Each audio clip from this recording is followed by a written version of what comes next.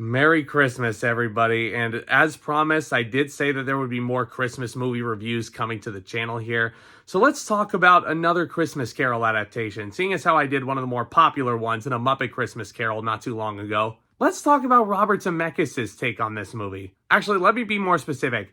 2009 Robert Zemeckis' take on this movie. Yeah, this is around the point when Robert Zemeckis was going through what I like to call his midlife crisis, where he was trying to innovate and reinvent the wheel of cinema with motion capture, acting, and animation. He did this very successfully with The Polar Express, another Christmas movie. He did it not so successfully with Beowulf a couple years prior to this. And this was his last hurrah, kind of, in this sort of storytelling. He got Jim Carrey on board to play Ebenezer Scrooge, in addition to the three famous ghosts of Dickens' tale. And it really does seem pointless at this point to go through the synopsis of A Christmas Carol, because let's face it, everybody knows the story of A Christmas Carol. But you know what? For uniformity, let's get into it. Though London awaits the joyful arrival of Christmas, the miserly Ebenezer Scrooge, played by Jim Carrey, thinks it's all humbug. He berates his faithful clerk, Bob Cratchit, played by Gary Oldman, and his cheerful nephew, Fred, played by Colin Firth, for their view. Later that night, after he closes up shop, Scrooge encounters the ghost of his late business partner, Jacob Marley, also played by Gary Oldman. He warns him that three spirits will visit him Christmas Eve night.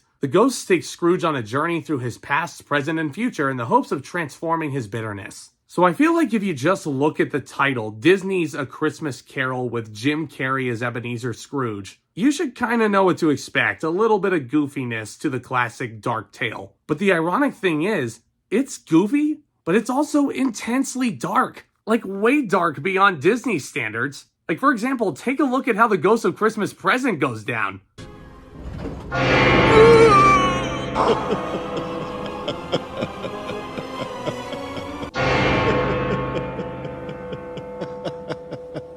I swear to God, when I tell you this, when I was 12 years old in the theater watching that, I had nightmares going to sleep that night. It was that mortifying. So good on you for doing that, Zemeckis.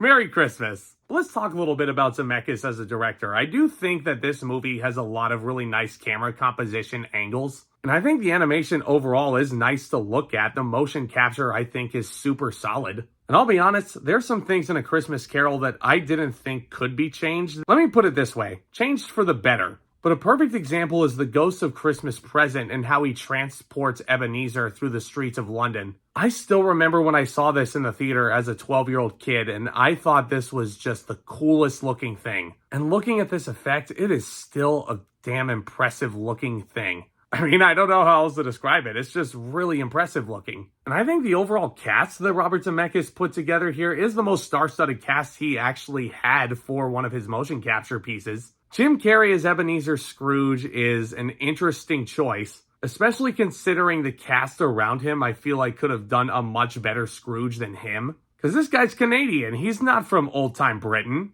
But I don't think his accent is all that bad, and I do think he is acting his heart out here. And Jim Carrey is also one of the most expressive and most recognizable faces on the planet. And you could just sense that every single scene that he was in as Scrooge, he was putting his all into it. And I can't help but respect the man for that. And I can't help but put respect on his name for actually playing the other ghosts as well. This is something that Zemeckis was sort of toying with when he was working with Tom Hanks on The Polar Express. Tom Hanks was motion capturing multiple characters. He was a conductor, he was Santa Claus, he was the mysterious ghost on top of the train. The idea to have the actor who plays Scrooge play the ghost is actually a really unique idea that I never really would have thought of. Like, it's almost a reflection on every part of Scrooge's life. With the exception of the Ghost of Christmas Future, who really could be played by anybody. But the Ghost of Christmas Future is literally a shadow. That's a great idea. The Ghost of Christmas Past does have a pretty neat design to him, like a Lumiere-style candle that's floating around Scrooge's house. But I don't know, is the accent a little bit too distracting?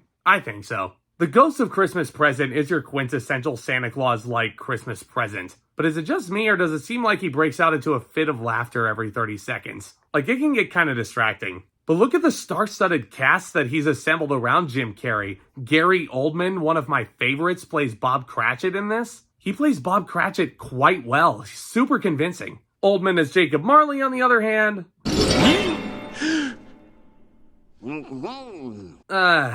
Not so much. Okay. What's my business? common welfare was my business. Yes, this is stupid. And yeah, putting the Marley appearance scene aside, there are a few other little stupid aspects of this movie that I can't quite shake. For example, when the Ghost of Christmas Future first grabs Ebenezer, like, you can cut that chase scene out and miss nothing. But I mean, regardless of all the stupid stuff that this Christmas Carol version has to offer, there's still a lot of goodness going on here. Like, how about that scene where the Ghost of Christmas Future is forcing Ebenezer to watch the Cratchit family mourn over Tiny Tim, and Bob is trying to hide it from his family, goes up the stairs, doesn't realize that Scrooge is sitting right in front of him, and Scrooge has to basically sit there and look at all the raw emotion on Cratchit's face. That is chef's kiss phenomenal storytelling, which is honestly the best thing you should expect out of a classic story like this. And I think this movie captures that spirit quite well, albeit with a few goofy moments thrown in between. So it may not be the quintessential version of the Christmas Carol that I'm sure a lot of us were hoping for, but I think it's still up there with the best of them. I'm going to give A Christmas Carol a B. One of those other notches in Jim Carrey's legendary belt, huh? Let me know what you think of this version 15 years after its release. Wow. Just realizing that, huh? Well, let me know down in the comments section below what you thought of this movie, and let me know what your favorite version of A Christmas Carol is. Let me know what some of your favorite Christmas movies are. I love getting in front of this camera. I love talking about all things movies with you guys. Hit that subscribe button if you haven't already, and tap on that thumbs up. And I hope you guys have a very Merry Christmas, and I hope you guys enjoy all the gifts under the tree. I hope you guys have great quality time with your family, because I think you guys all deserve that. So with all that being said, back talk, commence. And God bless us, everyone!